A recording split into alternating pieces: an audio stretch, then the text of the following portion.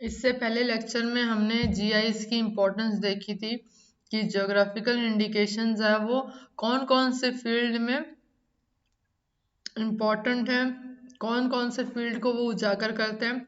अब बात करते हैं मेन एम्स ऑफ यूजिंग और डेवलपमेंट ऑफ जीआईएस। किसी भी उत्पाद की ब्रांड की पहचान बनाना, उत्पाद के क्रय विक्रय से संबंधित व्यक्तियों का आर्थिक तथा सामाजिक विकास करना, पारंपरिक ज्ञान जो है और संस्कृति के प्रदर्शन के संरक्षण को बढ़ावा देना और जैव विविधता को सुरक्षा प्रदान करना। जो हमारा बायोडाइवर्सिटी वाला पॉइंट है वो दोनों ही टॉपिक्स के अंडर में आएगा। एक तो इम्पोर्टेंस ऑफ जीआईज और सेकंड जो है मेन एम्स ऑफ यूजिंग और डेवलपमेंट ऑफ जीआई। दोनों ही केस में हमारा जो बायोडाइवर्सिटी वाला पॉइंट है वो मेन है और दोनों में डिपिक्ट आएगा, डिपिक्ट होगा। देन है प्रोसेस फॉर डेवलपमेंट ऑफ जीआईज। इनमें कौन कौन से स्टेप्स हैं? जो पहला है उत्पाद के लक्षणों की पहचान करना तथा बाजार में स्थिति का आकलन करना। सेकंड है उत्पाद के उत्पन्न करने से संबंधित व्यक्तियों का गठबंधन मजबूत करना। फॉर एग्जाम्पल अगर एक प्रोडक्ट है टी को अगर हम एज अ एग्जाम्पल माने तो जितने भी जो एक पर्टिकुलर मार्केट में जितने भी रिलेटेड जो व्यापारी हैं जो उस टी का आयात या निर्यात कर रहे हैं तो उनके बीच में जो साझेदारी है वो इससे मजबूत होती है। उत्पादन के उत्पन्न किए जाने वाले क्षेत्र तथा उसके उत्पादन से संबंधित प्रक्रिया को ज्ञात करना कि कैसे एक पर्टिकुलर एरिया में वहाँ की लोकल जो चीज है वो प्रोसेस्ड होती है। उन प्राकृतिक तथा मानवीय कारकों का पता लगाना जिनके कारण उत्पाद में वर्तमान गुण उपस्थित है। यानी कि अगर एक पर्टिकुलर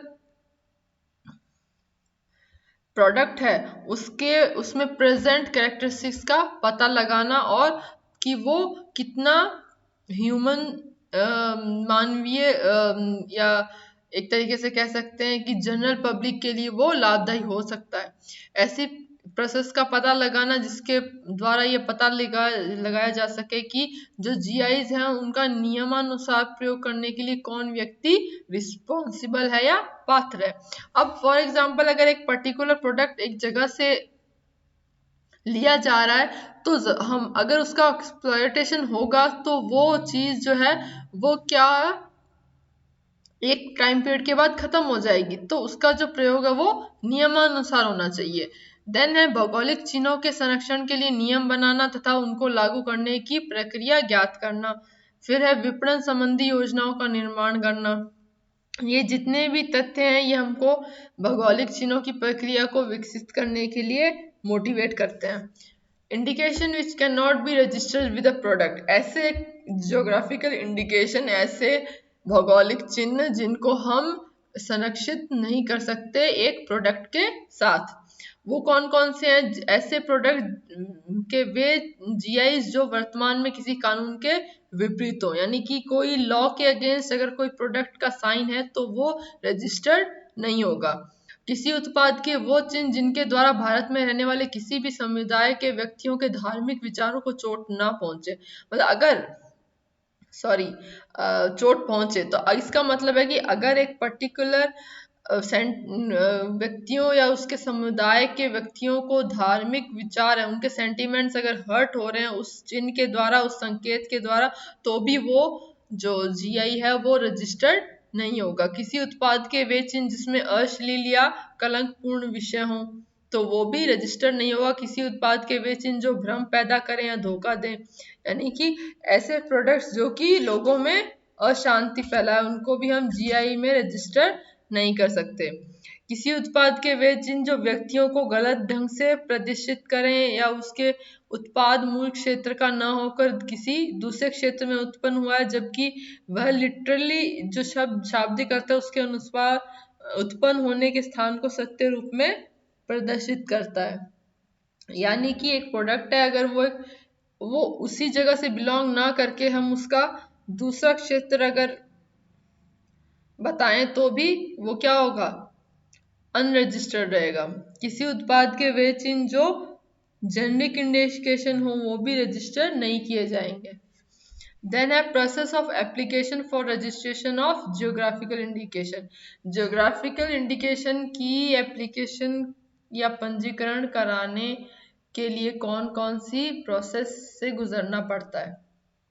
अब है कि जो आवेदन है वो जाएगा किसको, यानी कि किसको हम अप्लाई करेंगे for our right to GI के लिए। तो वो निर्धारित फॉर्म पर रजिस्ट्रार को हम आवेदन करेंगे। रजिस्ट्रार इस आवेदन पत्र की नियमानुसार जांच करके उसको बिना शर्तों के स्वीकार करता है। यदि यह आवेदन संबंधित नियमों का पूर्णतः पालन करता है या शर्तों के साथ स्वीकार करता है। यदि यह आवेदन कुछ ऐसे नियमों का पालन नहीं करता जिनका पालन करने की शर्तों को पूरा करने पर इस आवेदन को स्वीकार किया जाता है। थर्ड है, वो अस्वीकार करता है यदि वह नियमों के विरुद्ध है, यानी कि अगर कोई एप्लीकेशन नियमों के खिलाफ है तो वह रजिस्ट्रार जो है वो उस एप्लीकेशन को अस्वीकार कर देगा। आवेदन के स्वीकार होने पर उसको देन फर्दर पब्लिश किया जाता है, जिस पर कोई भी व्यक्ति रजिस्ट्रेशन की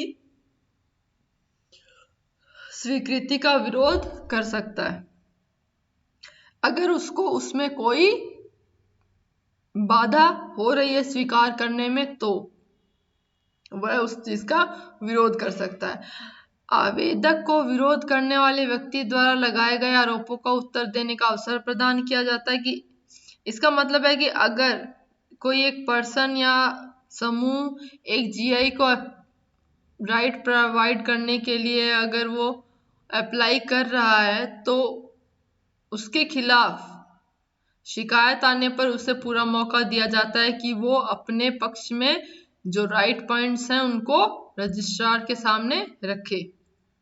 फिर उसके बाद एक निश्चित फैसला लिया जाता है और अगर सब कुछ नियमानुसार होता है तो उसके उसका रजिस्ट्रेशन और उसका जो सर्टिफिकेट है वो दे दिया जाता है।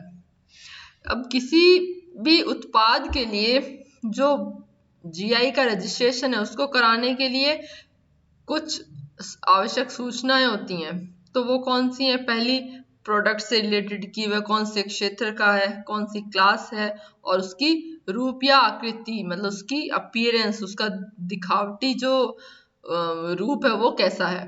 सेकंड, प्रोडक्ट या प्रोडक्ट को उत्पन्न करने वालों से रिलेटेड, यानी कि उत्पादक जो है उसकी इंफॉर्मेशन, संख्या कितनी है, विशिष्टताएं क्या हैं।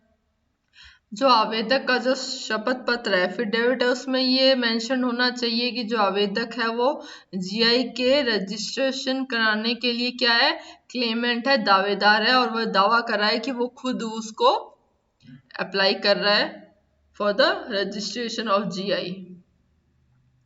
जीआई से संबंधित चिन्ह का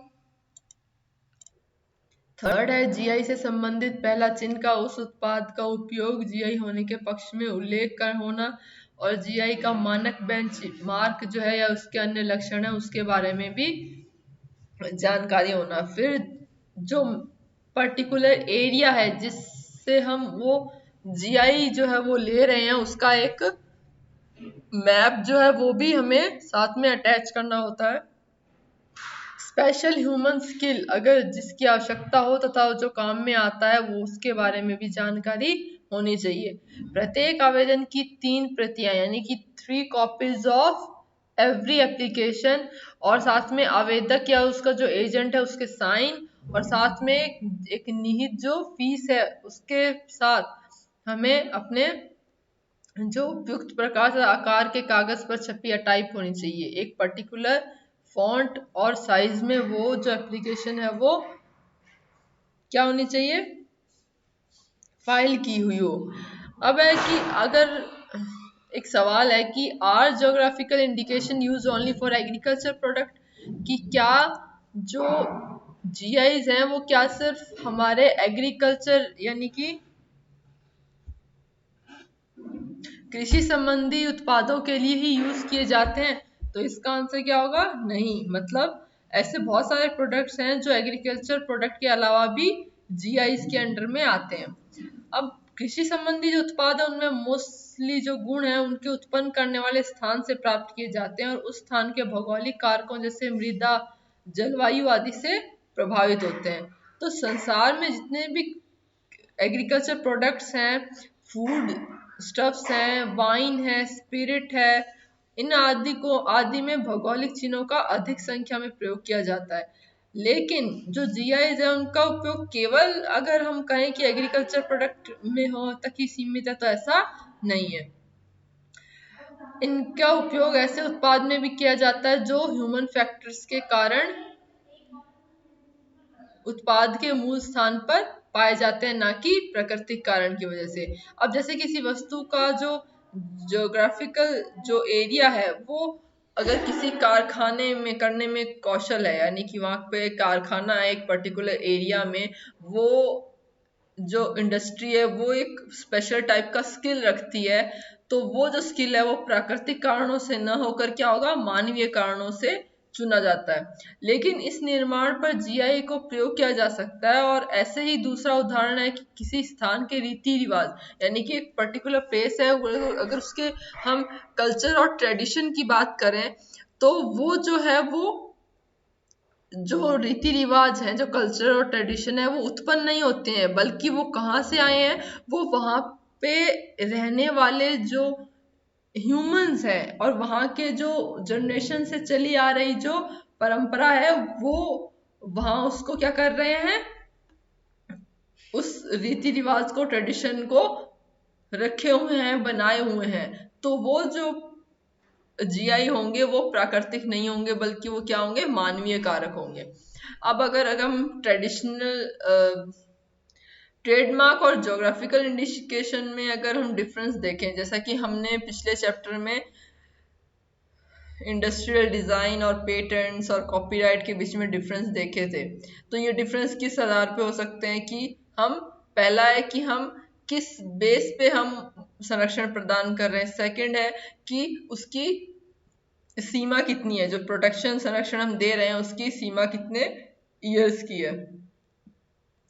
अब समानताएं की बात करें तो ट्रेडमार्क जो है वो किसी वस्तु का टीएम जो है वो उपभोक्ता को उस वस्तु या सेवा के स्रोत का ज्ञान प्रदान करता है, जबकि जो ज्योग्राफिकल इंडिकेशंस है वो उपभोक्ता को उस बात के स्रोत का ज्ञान प्रदान करता है। तो ये दोनों चीजें क्या है, ट्रेडमार्क और ज्योग्राफिकल इंडिकेशन में सेम है। दूसरा पॉइंट क्या कहता है कि कोई भी वस्तु या सेवा है वो एक पर्टिकुलर कंपनी या एक पर्टिकुलर स्थान, विशिष्ट स्थान, स्पेसिफिक प्लेस से उत्पन्न होने की पहचान कराता है। और थर्ड है कि उसमें उस प्रोडक्ट का या सेवा के क्या होने चाहिए, गुण लक्षण होने चाहिए, जो कि उस जगह को या उस एरिया को डिफाइन करता है। अब डिसिमिलरिटीज क्या है कि जो ट्रेडमार्क है वो किसी एक विशिष्ट कंपनी से संबंधित होता है, न कि एक विशिष्ट क्षेत्र या स्थान से, जबकि जीआई है उसका प्रयोग किया गया है चिन्ह प्राय या तो उत्पाद के स्थान के नाम से या फिर उत्पाद के उस नाम से जिससे यह उत्पाद उद्गम स्थान में जाना जाता है संबंधित होता है। सेकंड है, ट्रेडमार्क के चिन्ह को उसका स्वामी या उसके द्वारा अधिकृत कोई दूसरा व्यक्ति प्रयोग कर सकता है, जबकि ज्योग्राफिकल इंडिकेशंस उस क्षेत्र में जहां उत्पन्न हुआ है और नियमानुसार विशिष्ट मानकों के अनुसार उत्पाद को उत्पन्न करने वाले प्रत्येक व्यक्ति के द्वारा प्रयोग में लाया जा सकता है। थर्ड, ट्रेडमार्क संसार में कहीं भी किसी भी व्यक्ति को साइन कर सकता है या उसकी लाइसेंसिंग जो है वो दी जा सकती है, जबकि ज्योग्राफिकल इंडिकेशन में लाइसेंसिंग ना ही होती है और ना ही असाइनिंग होती है। यह उत्पाद के उत्पन्न होने वाले स्थान से संबंधित होने के कारण जीआई को उस क्षेत्र से बाहर रहने वाले व्यक्ति को यह राइट नहीं देता कि वो उसके असाइनी बने या उसे लाइसेंसिंग प्राप्त हो। Then a multilateral treaties for protection of GIs on international level. बहुत सारी ऐसी संधियां हुई हैं जिनसे हम जीआई का जो प्रोटेक्शन है वो अंतर्राष्ट्रीय स्तर पर करते हैं। अब जैसे वाइपो के शासन अधीन निम्नलिखित कौन कौन से 3 बहुपक्षीय समझौते हैं जिसमें इंटरनेशनल लेवल पे जीआईस को संरक्षण देने की व्यवस्था की गई है। पहला है Paris convention for protection of industrial property. Second है Madrid agreement for the repression of false or deceptive indication of source or good. Second point ये बता रहा है कि अगर कोई उत्पाद या सेवा का गलत इंडिकेशन दिया गया तो उस मैड्रिड एग्रीमेंट के तहत वो रद्द हो जाएगा। थर्ड है Lisbon agreement for the protection of application of origin and their international registration, यानी कि जो पदनाम है उस प्रोडक्ट का, उससे रिलेटेड जो एग्रीमेंट है वो लिस्बन एग्रीमेंट है। अब पहली बात करें हम पेरिस कन्वेंशन की, तो औद्योगिक संपदा के संरक्षण के लिए 20 मार्च 1883 को पेरिस फ्रांस में 11 देशों द्वारा इस कन्वेंशन पर हस्ताक्षर हुए थे, और ये किसके अधीन है? वाइपो के। इसमें कौन कौन से प्रावधान किए गए हैं? पहला है protection of indication of sources, यानी कि जो स्रोत के संकेत हैं उनका, जो सोर्स है उस इंडिकेशन का उसका संरक्षण हो, और जो असत्य संकेत है, जो फॉल्स इंडिकेशन है, उसका भी क्या हो? पता चले। थर्ड है protection against unfair competition and use of confusing और मिसलीडिंग जीआईज, यानी कि भ्रमात्मक जो भी भौगोलिक संकेत है उनका उपयोग ना हो, और जो कंपटीशन है वो क्या हो? फेयर हो, ना कि अनुचित। सेकंड हमारा है मैड्रिड संधि या से रिलेटेड जो भी प्रोटोकॉल है वो 1891 में सबसे पहले संज्ञान में आए थे, और इस संधि में संकेतों के राष्ट्रीय स्तर पर जो है वो रजिस्ट्रेशन से रिलेटेड है, और संकेतों का जो राष्ट्रीय स्तर पर जो रजिस्ट्रेशन होता है वो मैड्रिड एग्रीमेंट तथा इससे संबंधित प्रोटोकॉल के अधीन किया जाता है। 1891 में ये है मैड्रिड जो संधि है वो लागू हुई थी, जिसमें अनेक बार अमेंडमेंट्स किए जा चुके हैं। इसके अनुसार कई प्रोडक्ट्स का जो आयात है होने पर पकड़ लिया जाए या उनका आयात रोक दिया जाए, या कोई इसी प्रकार की कार्यवाही की जाए जिसका इंडिकेशन झूठा या कपटपूर्ण हो। यानी कि हम एक्सपोर्ट और इंपोर्ट तभी करेंगे एक जीआईएस का जब उसका जो सोर्स ऑफ इंडिकेशन है वो राइट मेंशन्ड होगा। इस समझौते में यह प्रावधान भी है कि वस्तुओं से संबंधित जो भी सोर्स है वो ऐसे नहीं होने चाहिए जिससे जनता जो है वो भ्रमित हो जाए। अब मैड्रिड प्रोटोकॉल 1989 क्या कहता है? इसकी आवश्यकता क्यों पड़ी? क्योंकि अनेक बड़े देशों ने 1891 की मैड्रिड संधि में भाग नहीं लिया था, और अधिक संख्या में देशों को इस संधि से जोड़ने के लिए वापस 1989 में इससे संबंधित जो प्रोटोकॉल है वो लाया गया। पहला इसमें जो रूल है वो ये मेंशन है कि आवेदक अपने जो रजिस्ट्रेशन का आधार है वो राष्ट्रीय आवेदन तथा राष्ट्रीय पंजीयन दोनों में से किसी एक को बनाने के लिए स्वतंत्र है। सेकंड, जो कॉन्ट्रैक्टिंग पार्टीज है उनके लिए संरक्षण को अस्वीकार करने के समय को भी बढ़ाया गया, यानी कि एक टाइम पीरियड जो है जिसमें वो आपसी मतभेद को दूर कर सकते हैं, उसका जो टाइम पीरियड है वो उन्होंने इंक्रीज किया। प्रोटोकॉल का सदस्य होने के लिए केवल देश ही नहीं बल्कि जो इंटर गवर्नमेंटल ऑर्गेनाइजेशन है वो भी अधिकृत होती हैं, और जिनके अधिकार में अपने क्षेत्र के संकेतों के रजिस्ट्रेशन के लिए एक पर्टिकुलर ऑफिस होता है। फोर्थ पॉइंट ये कहता है यदि किसी संकेत के मूल देश यानी कंट्री ऑफ ओरिजिन में अप्रभावी हो जाने के कारण उसका जो इंटरनेशनल रजिस्ट्रेशन है वो अगर समाप्त हो गया है तो उसका रूपांतरण किया जा सकता है, उसको चेंज हम कर सकते हैं। उसके बाद आता है अंतरराष्ट्रीय पंजीयन की व्यवस्था। इसमें पहला है एलिजिबिलिटी, व्यक्ति की पात्रता। कोई भी भौतिक व्यक्ति यानी कि जो नेचुरल पर्सन है या जो एक कानूनी अस्तित्व है, एंटिटी है, उसके पास एक देश में कोई भी रियलिस्टिक और प्रभावी औद्योगिक व्यापारिक संस्थान हो, और यह एक देश का मूल नागरिक हो या उसमें रहता हो। साथ ही साथ वह मैड्रिड एग्रीमेंट और मैड्रिड प्रोटोकॉल का भी सदस्य हो। कोई व्यक्ति जो किसी अंतर शासकीय संस्था के क्षेत्र में रहता हो तथा वह इस प्रोटोकॉल की सदस्य हो और ऐसे ही किसी संस्था से संबंधित सदस्य देश का निवासी हो, और वह अंतर्राष्ट्रीय पंजीयन के लिए आवेदन कर सकता है। तो ये कंडीशन थी। देन है किस केस में वो एलिजिबल नहीं होगा? तो कोई भी व्यक्ति या कानून जो मैड्रिड प्रोटोकॉल या यूनियन के किसी भी सदस्य देश का डोमिसाइल ना रखता हो, ना ही वह उसका नेशनलिज्म उसके पास हो, तो वह इसका पंजीयन का उपयोग नहीं कर सकता। उसके बाद एडवांटेजेस क्या है? पहला है लिस्बन एग्रीमेंट जो हुआ था, इस संधि में विशेष रूप से जो एप्लीकेशन ऑफ ओरिजिन की परिभाषा है और उसके रजिस्ट्रेशन रिलेटेड जो नियम है वो उसमें मेंशन्ड है। साथ ही मल्टीलेटरल एग्रीमेंट का भी इसमें वर्णन किया गया है। इसके साथ ही वह देश जिसमें एप्लीकेशन ऑफ ओरिजिन के संरक्षण की राष्ट्रीय स्तर पर रजिस्ट्रेशन व्यवस्था प्रेजेंट है, उनको किसी भी एप्लीकेशन ऑफ ओरिजिन के अंतर्राष्ट्रीय स्तर पर रजिस्ट्रेशन करने के लिए वह आवेदन अप्लाई कर सकता है। और इस आवेदन यह जो आवेदन है इस समझौते के सदस्य देशों को भेज दिया जाता है, यानी कि जो भी उस एग्रीमेंट के अंडर में जो भी कंट्रीज आती हैं उनको इनकी एक एक कॉपीज सेंड कर दी जाती हैं। अब है प्रोटेक्शन ऑफ ज्योग्राफिकल इंडिकेशंस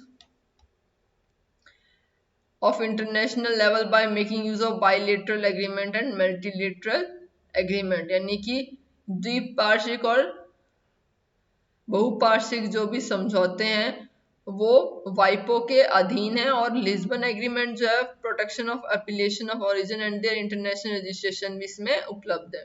अब है parts of TRIPS agreement related to GIs, यानी कि जीआईज के वो भाग जो कि भौगोलिक संकेतों से संबंधित है। पहला भाग क्या है कि किसी उत्पाद के डेजिग्नेशन यानी कि उसका जो प्रस्तुतिकरण है ऐसे साधनों में का जो प्रयोग है वो ये प्रदर्शित करे कि जो संबंधित उत्पाद के उत्पन्न होने वाले जो भौगोलिक स्थान है उसका मूल स्थान ना होकर कोई दूसरा स्थान है, जिसके कारण जनता को उत्पाद के जीआईएस के विषय में भ्रम पैदा हो। तो ये जो चीज है वो ट्रिप्स एग्रीमेंट में नहीं होने देगा। अर्थात जो उत्पाद का प्रस्तुतिकरण है या जो डेजिग्नेशन है वो इस टाइप से किया जाए कि उसको भौगोलिक स्थान वही हो जो उसका मूल या उद्गम स्थान है, ना कि कोई दूसरा। अब सेकंड पॉइंट ये है कि किसी साधन का ऐसा उपयोग जो कानून के अनुसार अनुचित या नियम विरुद्ध है, या फिर वो नियम विरुद्ध स्पर्धा यानी कि अनफेयर कंपटीशन का कार्य माना जाए, तो भी ये किसके संज्ञान में आएगा? ट्रिप्स एग्रीमेंट के। दूसरा भाग है, अगर हम बात करें जैसे वाइन और स्पिरिट है, तो इस भाग में ये प्रावधान है कि एक समझौते या संधि का जो प्रत्येक सदस्य निम्नलिखित कार्यों पर रोक लगाने के उद्देश्य से रुचि लेने वाले व्यक्तियों को कानूनी साधन उपलब्ध कराएगा। अब अगर बात करें वाइन्स और ये जो पार्ट 2 है हमारा ट्रिप्स एग्रीमेंट का, इसके केस में हम एग्जांपल दे सकते हैं लिकर का, तो जिसमें ये जो दोनों लिकर है स्पिरिट्स और वाइन्स जो है इनके रूप में पहचान अगर करता है और उस स्थान पर उसकी उत्पत्ति नहीं होती है, तो अब वहाँ जो भी वह संकेत है उनका उत्पन्न होना बतलाता है। तो इन केस में क्या होगा? जो भौगोलिक संकेत द्वारा जो सांकेतिक स्थान पर उत्पन्न होने वाली इंडिकेटेड वाइन और स्पिरिट है वो भी क्या होंगी?